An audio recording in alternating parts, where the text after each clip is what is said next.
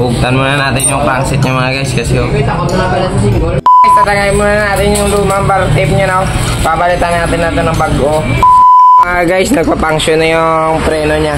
Ayan. Mara morning sa inyo mga guys. Ito na meron tayo dito ang gagawin ngayong umaga. Ayan. Isang road bike. Ang daming problema nito mga guys. Yung gulong niya kasi sobrang nipis na. Ipapalitan na natin ng bago dahil meron naman siyang dala. Ito yung dala niya mga guys. Uy, sana all. Tapos kakabitan natin ng bar tape. Yung brand ng bar tape natin is Backlus. And then Jaguar housing, tsaka brake cable, and dito na rin. So na-align na pala natin mga guys yung wheelset niya. Ito pinutol ko na lang yung lumang box kasi sobrang tok-tok, nakita niya naman siguro. Wala, umpisa na natin sa pagkabit yung kanyang mga wheelset, no? Puputulin muna natin yung mga kable, tsaka tatagalin yung bar tape. Alright, parod lang. So balito pala yung mga guys yung pinion niya na ikakabit natin. Tapos nandito rin yung rotor disc niya na luma. Ibabalik na lang natin ito mga guys, pero dudugangan na lang natin ng bolt. Kasi nga yung ibang bolt niya na damage na, yan, tinanggal na lang natin ng pressure, ano, para maukas kasi sobrang dami na talaga kanina ng kalawang. Ayan, o diba? Hanap na lang tayo ng bago.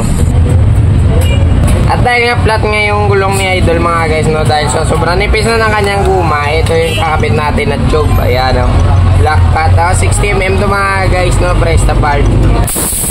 Yan. Ayan mga guys, nabuo na natin yung wheelset niya ito. Tapos ito na yung gagawin natin. Ayan, puputulin na natin ito, yung sa mga preno na kable. Ayan, papalitan natin ng bagong shifter cable, housing, lahat. Yun, putol. Guys, tatangay muna natin yung lumang bar tape niya, no? Papalitan natin ng bago. Ayan na mga guys, nabaklas ko na lahat ng mga kable niya, yung mga bar tape niya. Bali, ang gagawin naman natin, itatakot na lang natin yung harapang gulong niya.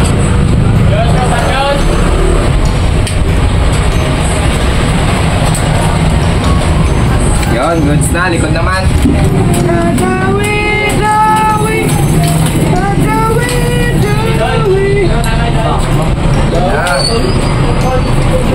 Goods na mga idol. Namin na matobra. Alright.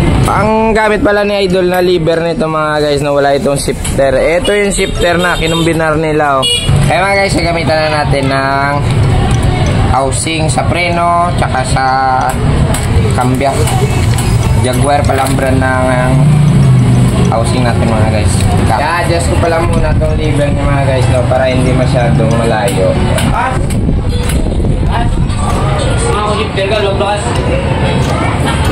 Buksan na ito din.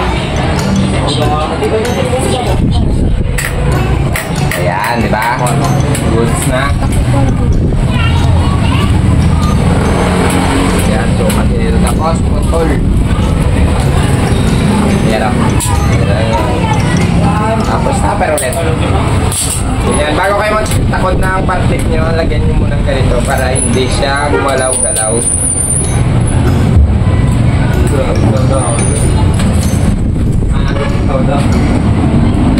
Mga guys, nagpa-function na yung preno niya. Ayan. Ayan, ganyan yung forma ng kable natin mga guys, oh. Dito, tapos lalagyan na lang natin ng bar tape dito.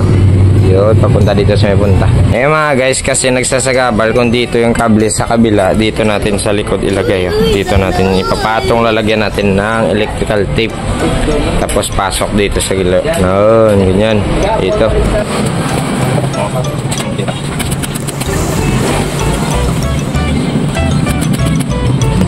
Ginanito na lang natin mga guys. Ang hirap kasi dito sa likod, kaya hinadaan ko na dito sa ibabaw. Parang pwede naman, di ba? Iyon. Tapos yung shifter naman yung itatakot natin mga guys. Nalagyan na natin dito kanina ng plastic na parang stopper. Siguro na natin yung house.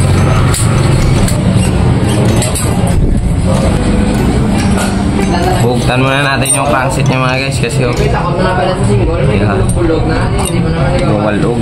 Kung takot na sa single, kaya mga guys, nakabit na natin yung kanyang kambya, tapos yung mga preno, goods na. Ayan, goods na yan.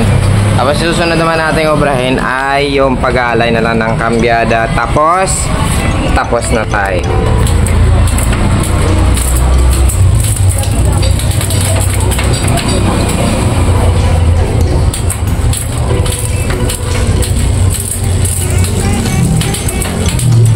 Ayan, goods na mga guys, no?